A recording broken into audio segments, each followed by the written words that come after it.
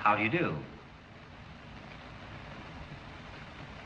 Mr. Carl Lemley feels it would be a little unkind to present this picture without just a word of friendly warning. We are about to unfold the story of Frankenstein, a man of science who sought to create a man after his own image without reckoning upon God. It is one of the strangest tales ever told. It deals with the two great mysteries of creation, life and death. I think it will thrill you. It may shock you. It might even horrify you. So if any of you feel that you do not care to subject your nerves to such a strain, now is your chance to, well, we've warned you.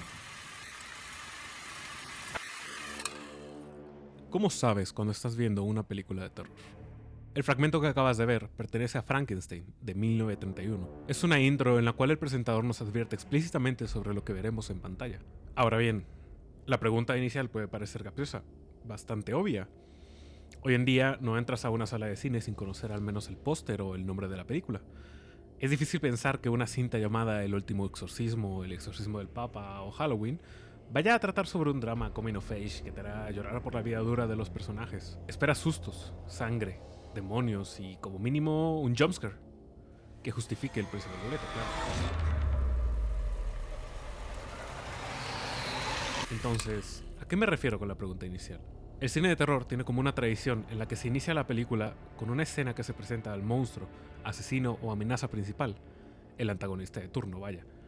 Esto no solo es un truco narrativo, es una forma de establecer las reglas del juego. Seguramente alguna vez has visto una película en la que la trama no avanza o el tono es confuso, y como espectador te preguntas, ¿hacia dónde vamos? Esto es un problema grave, ya que como cineastas es crucial captar la atención y el interés del espectador desde el principio, para que se sienta involucrado con la historia. Estas escenas iniciales cumplen una función esencial, establecer el tono de la película desde el primer momento. Nos hacen entender a qué nos enfrentamos. Los pósters y los títulos pueden sugerir algo, y los trailers se acercan, pero no son la obra en sí. La verdadera experiencia comienza en cuanto estamos sentados en el cine, inmersos en la historia. Al presentarnos una escena inicial, entendemos el ritmo, la naturaleza de la amenaza, el entorno y la locación en la que estaremos inmersos. Sabemos si nos enfrentamos a un asesino serial, una fuerza sobrenatural, un extraterrestre, un fantasma o un demonio. Esto permite que las películas se centren en desarrollar otros elementos como los personajes y sus motivaciones, mientras que, en el fondo de nuestra mente, siempre estará presente la amenaza y sabemos que algo va a ir mal.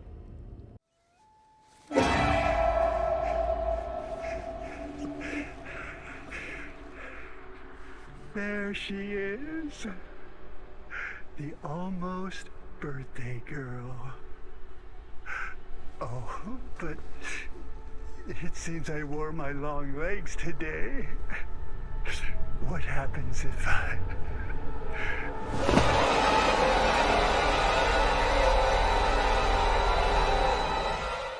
El objetivo es claro. En el cine de terror, si el espectador se siente demasiado cómodo, ni un jumpscare podrá evitar que se aburra. Pero, entonces, ¿cuándo empezó esta tradición? Como mencioné, Frankenstein, de 1931, nos da la bienvenida con una advertencia explícita de los horrores que estamos a punto de presenciar. Well, we've warned you. Luego, en The Screaming School, de 1958, la película comienza con otra advertencia, esta vez en un tono satírico. The Screaming Skull is a motion picture that reaches its climax in shocking horror. Its impact is so terrifying that it may have an unforeseen effect. It may kill you. Therefore, its producers feel they must assure free burial services to anyone who dies of fright. Un narrador no diegético nos dice que si morimos de miedo, ya hay un ataúd listo para nosotros. Este tipo de introducciones hoy en día son raras, y si se ven, suelen ser homenajes o parodias. Entonces, ¿cuándo comenzaron a realizarse las escenas iniciales como las conocemos ahora? ¿Cuándo un cineasta mostró la amenaza desde el primer momento, tal y como lo hacemos ahora mismo? En 1960, Alfred Hitchcock estrenó Psicosis, una de las películas más importantes en la historia del cine. Aquí, Hitchcock presenta uno de los mejores giros argumentales de todos los tiempos, cuando la que creíamos la protagonista es asesinada brutalmente. Sin embargo, esta escena ocurre pasados los 40 minutos, por lo que no es una escena inicial propiamente dicha, aunque suma elementos que luego se convertirán en los cimientos de la escena inicial de terror moderno.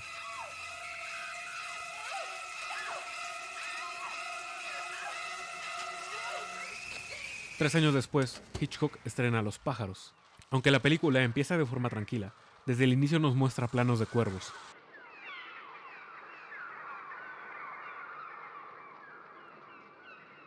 y nos adentra en una tienda llena de aves enjauladas, creando una atmósfera inquietante. Hitchcock entendía el impacto de estos planos iniciales, pero la escena en sí no es aterradora ni amenazante todavía. Cobra mayor significado al ver la película en su totalidad. 1974 se estrenó uno de los clásicos de horror, La masacre en Texas. Esta película nos recibe con un texto inicial que describe los horrores que veremos. In particular, Sally Hardesty and her invalid brother Franklin. It is all the more tragic in that they were young. Seguido de imágenes perturbadoras de cadáveres y una narración que simula un noticiero. Grave robbing in Texas is this hour's top news story. An informant led officers of the Muerto County Sheriff's Department to a cemetery just outside the small rural Texas community of New early this morning. El tono y la amenaza quedan claros desde el inicio. Esta no será una simple historia de asesinatos, sino una violación a lo natural. Aquí vemos cómo el recurso de una introducción potente se vuelve clave para establecer expectativas. Sin embargo, aunque esta película marca un hito, no es la que inaugura esta tradición moderna. De no ser por este texto inicial en pantalla que nos augura, por no decir nos hace spoilers, de lo que viene más adelante, esta primera escena podría ser la que a mi parecer inicia esta dichosa tradición. Pero el hubiese no existe. Y por más que esta película sea una genialidad y un hito en la historia, existe una película que a mi parecer no solo inicia esta tradición, sino que establece todos los códigos clave para el futuro del subgénero del slasher. Y esta es...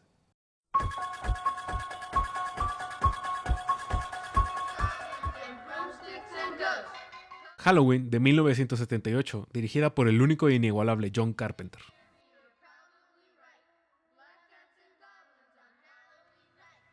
Esta escena comienza con un dolly-in en cámara en mano, lo que parece un movimiento normal en el que se nos presenta la locación, lo que viene siendo una casa típica estadounidense, de color blanco, un blanco que puede denotar pureza, pero una pureza que luego termina siendo contrastada y hasta cierto punto corrompida por estas pasiones adolescentes, típicas de las películas slasher. Estas pasiones adolescentes son clave en este género, pero por ahora no nos centraremos tanto en eso.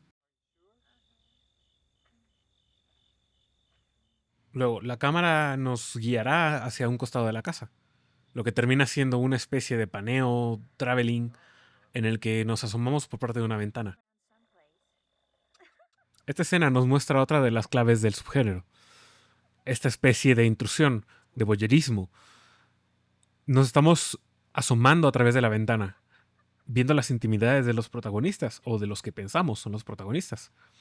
La cámara, de nuevo, comienza a hacer unos movimientos un tanto antinaturales para los movimientos de cámaras típicos. Parece que se está asomando, parece que está observando. Busca una entrada.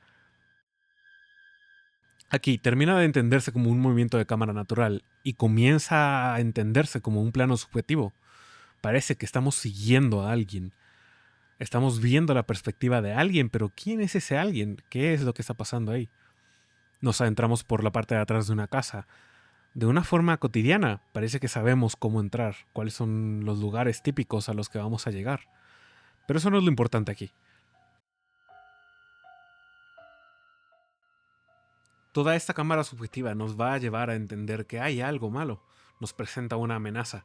El cuchillo puntiagudo, clásico del slasher. Sabemos que las personas que están arriba están en peligro. Pero aún no sabemos por quién. Aún no sabemos por qué. Quizá nunca lo sabremos. Pero por ahora simplemente avanzamos.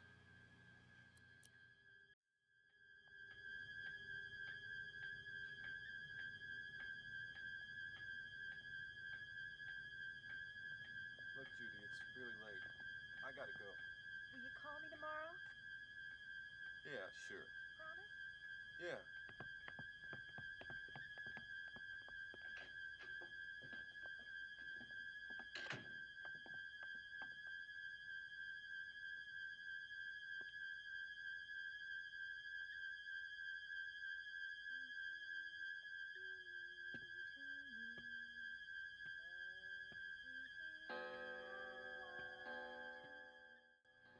Una vez que llegamos a la parte de arriba de la casa, es aquí donde se nos presenta otra de las claves principales del subgénero del slasher.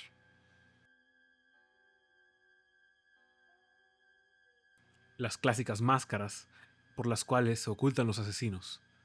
Es aquí donde entendemos, o más bien reafirmamos, que algo anda mal.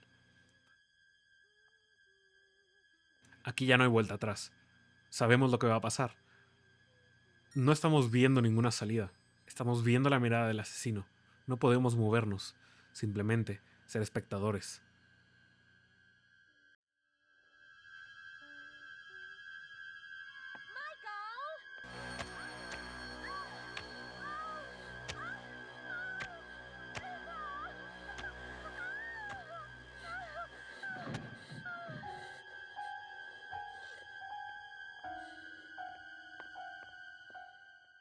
Parece que el asesino es alguien cotidiano, alguien que conoce a la chica. Pero eso solo será reafirmado y confirmado una vez que salgamos de la casa. Parece que no está huyendo, se ve tranquilo. Ante la llegada de estas personas en este coche, simplemente entendemos que algo anda mal, y es ahí donde se nos revela otro de los grandes giros.